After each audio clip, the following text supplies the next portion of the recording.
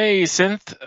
Thanks for all the work you've done over the weekend on getting the flame trails out and getting the things ready for blue. What I want to look at um, now is things to do with the materials. So I've made a few updates to the Arc and Visual Ship uh, class and mono behavior here so that things will be a little bit easier. Um, For one thing, since we're no longer using wherever it even is the old style, um, gosh, um, base LOD2 and LOD3 materials that I created, the ones that were color based. Look at that! This one is um,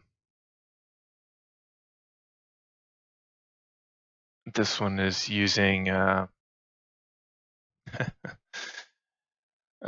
boy. Um, hmm. This one was accidentally using it incorrectly. So I guess deleting that was a good idea because helped find those problems. Okay. So show me LOD0. Come on now.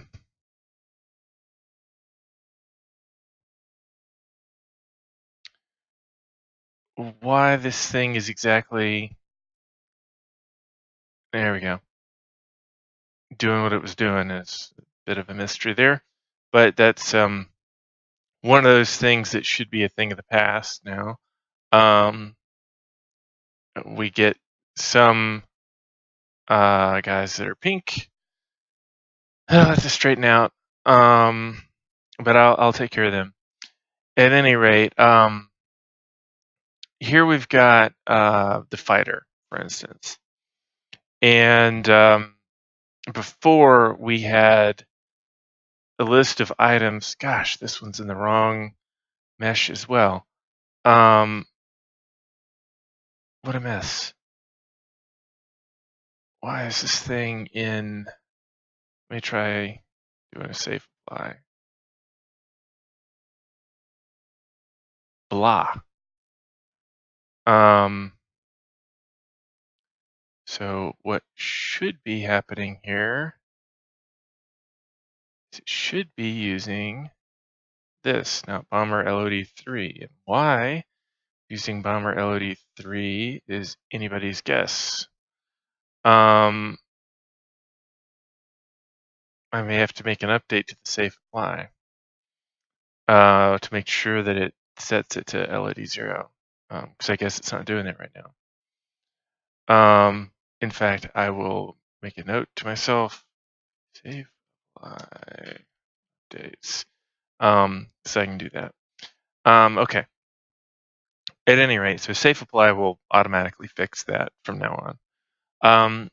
As you'll note, of course, in the old way of doing things, which I even labeled old style, we had this items list here, and then under each item, it had, element 0, blah, blah, blah, blah, blah, and it would have a mesh, a material, and the local render offset or position.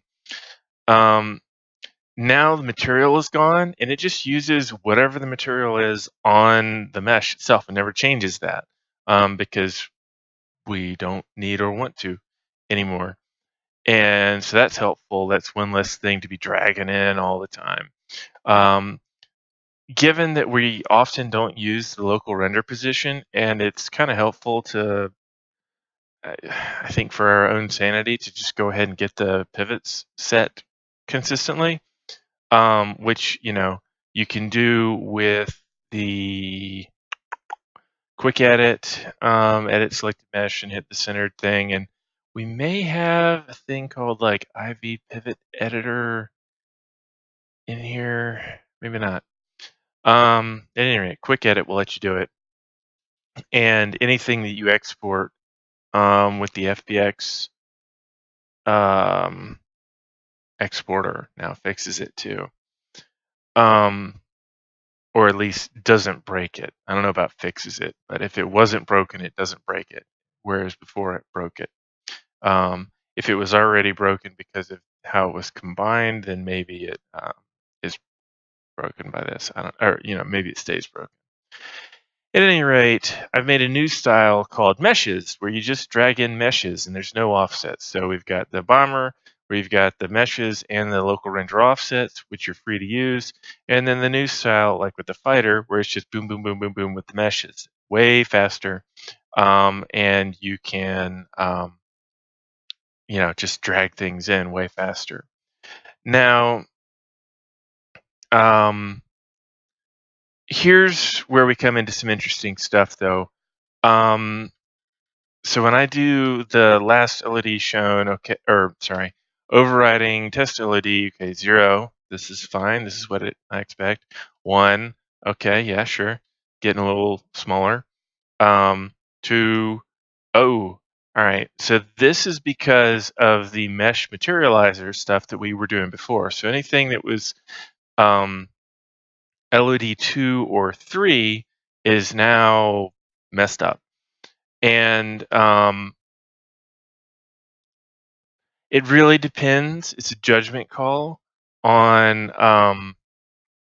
how many vertices and triangles are we really shaving off there. And the difference between 277 vertices and 226 is next to nothing. And one thing I want to point out is that for anybody who might be listening along who's like, hey, you should be saving everything you save. That's true to a point, but we're using a technique called GPU instancing, which means that the more copies of something we have, a given mesh, the more efficient it is to get it over to the graphics card and then render it a bunch of times. And when we're talking about this small number of polygons to begin with, really the most efficient thing that we can do is render it consistently. If all of the ships that are fighters are rendering the same thing at that's already very low polygon, we're actually getting savings over something that is lots of different gradations. We'll get more set pass calls, which is where the big expense is. That's where the GPU and the RAM and the CPU and the RAM have to coordinate with the GPU bus and send some new stuff over. And that's one of the things that slows any graphics card down the most, versus a graphics card itself, even a really bad one, is massively parallel. It's got tons of cores, hundreds usually, and they're able to do a whole bunch of stuff in parallel once they have the data. But getting them the data is the big problem. And if there's a bunch of different kinds of data, then that also is more problematic for them. So at any rate, when we're talking large numbers of polygons, like thousands, yeah, definitely, we want to cut it down. And even here, the difference between the LOD0, where it's 687 vertices, and then able to go down to the 277, sure, that makes sense. That makes a lot of sense to me. The difference between we're going to be so far away from these fighters a lot of the time that having it look like this and be half as heavy versus this, yeah, that makes sense to me. It's so far away that you can't even tell, and hooray, I'm happy. Now, the difference between 277 vertices in 226 is absolutely negligible. Like, no graphics card is going to care. The reason why we were making this different before is because we were using a different technology called dynamic batching. Dynamic batching is a lot less efficient than GPU instancing. However, GPU instancing wasn't something that we wanted to commit to using before, but now for the last half year or so we have, but we still have some remnant thinking from that time. So really what needs to happen here is this fighter LOD2 mesh needs to get deleted because there's no point in using that. And it's got the colors baked in and stuff. And um, there's no need for it. So at this point now we're missing two meshes. And so so we're going to have a size of 2 on this, and our LOD element. Basically, we want this to disappear after 500, but beyond that, we don't care. So I'm bad with this. So okay, so if it's within 20, it's going to be showing 1. If it's within 500, it's going to be showing 2, and then beyond that, it doesn't show at all. So at this point, clear any overrides. Clear any overrides. There we go. So at this point now, we've taken this fighter, and it's now down to a 2 LOD thing. Well, technically 3. It either draws full poly, half poly, or not at all, depending on your distance from it there. And so when we look at the bomber, it's going to probably be much the same sort of thing, and we go through that whole process again. We look at something excuse me, something bigger like this. We're talking about high numbers of polygons here. Now this gets problematic. So here we're still going to want a higher number of LEDs, but we're still not switching our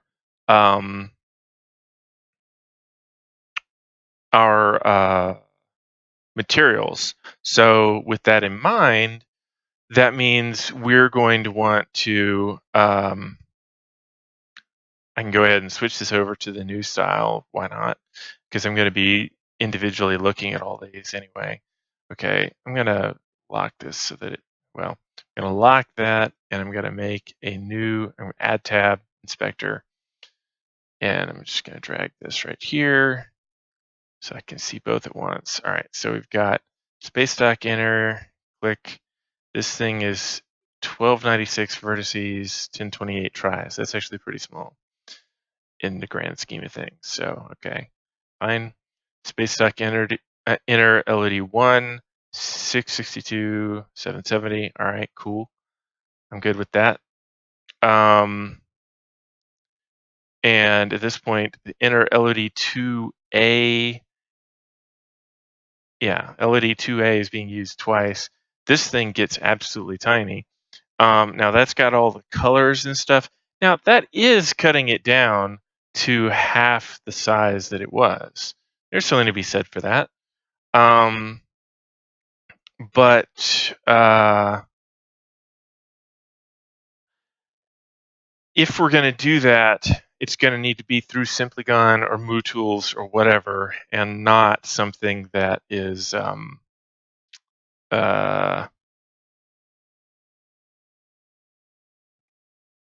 not something that goes through the old mesh materializer first that put in the colors. So the next thing I have to think about is, how many of these things are going to be around on a planet at once, possibly in view? These space stocks. I mean, we're not going to have like 100 of these. So saving 300 polygons off of it, while also making some extra work in terms of saying, switch which mesh it's using, as the camera gets calculated out different ways, it's not necessarily worth it. If we're talking about something like a warhead that's complicated, and in theory they might have like a whole swarm of warheads or something, that's a different story. So yeah, sure. Make the warheads give them an LOD3, but redo it in Simplygon or MooTools or whatever. All right, so that was the inner ring. So now we've got the outer ring here. Okay, that thing is 575 by 410. I mean, that's not ridiculously heavy, but I mean, that's way heavier than we're gonna allow for something that is, you know, at a higher LOD. So, all right, and then the next one is at 2609 vertices. Still, that's too much. Still, all right, 892, 758. We're getting there. Yeah, that I like a lot better. And then this gets insanely low. We don't have to go that low anymore. But both of these were run through mesh materializers, so we got to get rid of both of those, unfortunately. So, what I'm going to do is I'm going to use MooTools, and so 3D browser.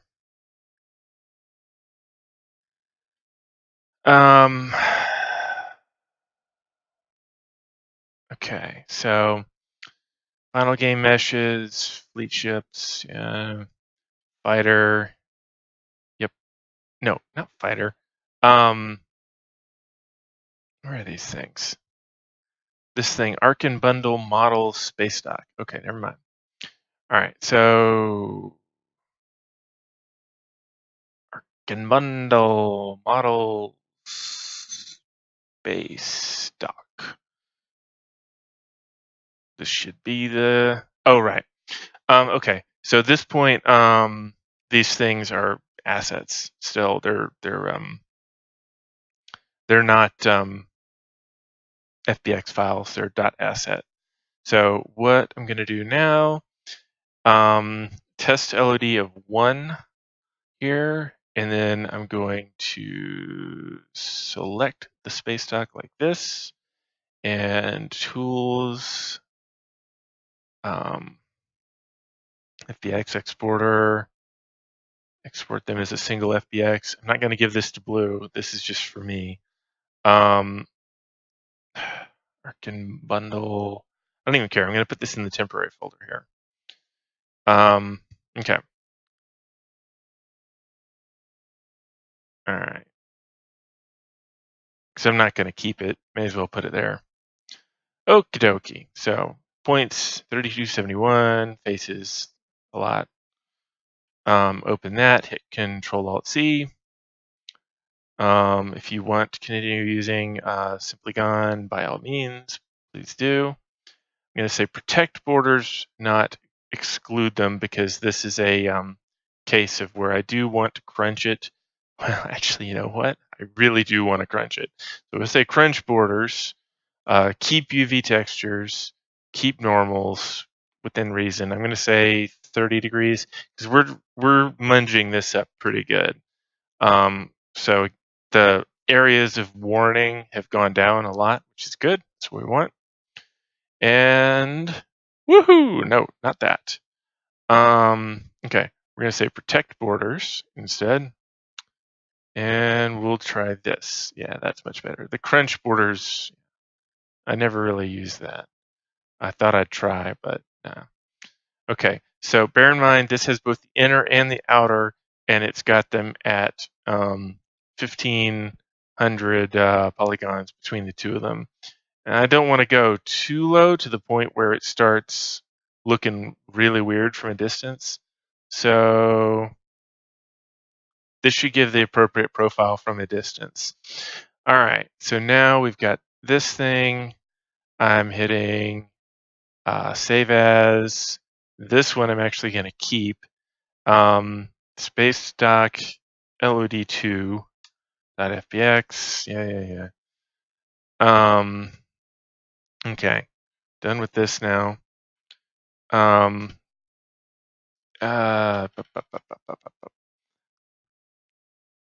Okay. This is an old LOD2 I didn't delete, which I should have. We've got these temporary ones here. That contents thing gets created by the 3D browser. If you're using that. We've got our space dock that I exported, which I don't care about.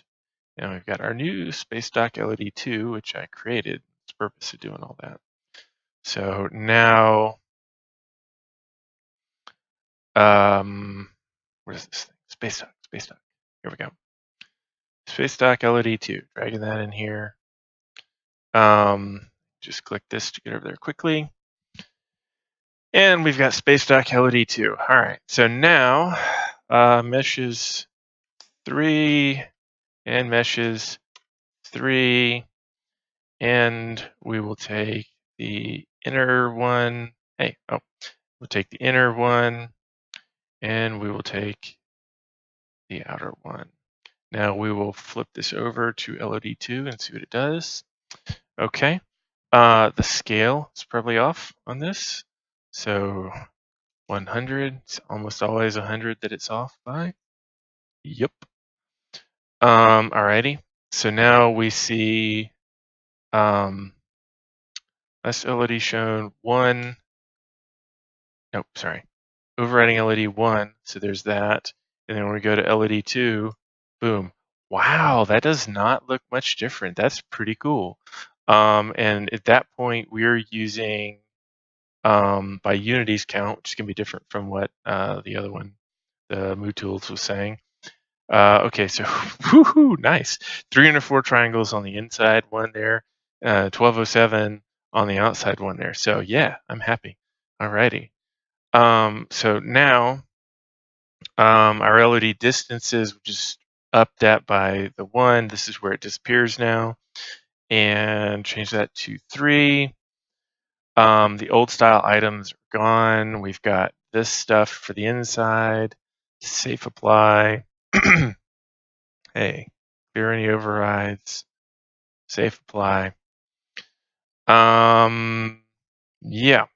So now we have our space dock, and it's nice and efficient, and it uses only one material ever. There's no mesh materializer stuff going on. I just moved it into the meshes folder, the new style, for convenience's sake, instead of it being in the old style. The LOD distance will be down by 1, and everything is happy. There's going to be some instances of weirdness with some of these. Need to unlock this. Instances of weirdness with some of these things, which are showing the wrong. So that one's showing the right. Some of these things are showing the wrong material. Why exactly that's the case? Is anybody's guessing? This is trying to render warhead nuclear LOD2, and that, of course, is not the thing it should be showing by default. But and then here we've got, click into this, then our EMP warhead there. So if they look similar enough between the different LODs here, so like we say LOD0 is, see, this just isn't, there we go. LOD0 is this, LOD1 is this, LOD2, yeah, that's too different. And so that would be one where, okay, well, let's see what's going on here. So I'm going to make sure I'm at the right, looking at the right things here. So we've got the nuclear one by default, the LOD0, that's pretty sizable, not terrible, but you know, we're zoomed in a lot. We're seeing that, so we're good. I mean, we want that sort of polygon count. LOD1, all right, we've halved it. Sure, cool. LOD2, this is where we went into colors, unfortunately, and yeah, we're getting down to low counts, but it's problematic. So here's where we want to start where we want to start, unfortunately, replacing those LOD 2 for sure. See what that can get down to, and then maybe LOD3. Realistically, a player with these sort of warheads, you're probably not going to have more than like 10 of a nuke on a planet at a time. And I'm kind of extrapolating out that that's a lot of them. And instancing 10 of them at a distance at 1,000 polygons each, that's not too bad. So, if we could get if we could even get this halved down to 700, the LOD2, that'd be pretty cool, and we don't need to do an LOD3. For something like a fighter, I mean, you're drawing, thousands of these things potentially on a planet, because they come in squads of 20, and you might have, several players and the AI each with them, and they might have 400 squads, combined by 20 of those. So that's like 8,000 fighters could be drawing, and at a distance, most of them, because you can't possibly be close to most of them. So, having them at a distance draw at an instanced 300-ish polygons per fighter times 8,000 fighters. Yeah, okay, that's a good savings right there versus 600 polygons per fighter. So for the little fleet ships and stuff and turrets and anything else that's drawn a lot, the difference between a few hundred polygons is a big deal. With the things where we're only going to see in the dozens or fewer, the difference between a few thousand polygons is a big deal, but or 500 at a time maybe. But yeah, and for the things where you only ever see the one, especially if it's giant, the optimization strategies for those are completely different. So, okay, this went on way too long as usual. Thanks for watching.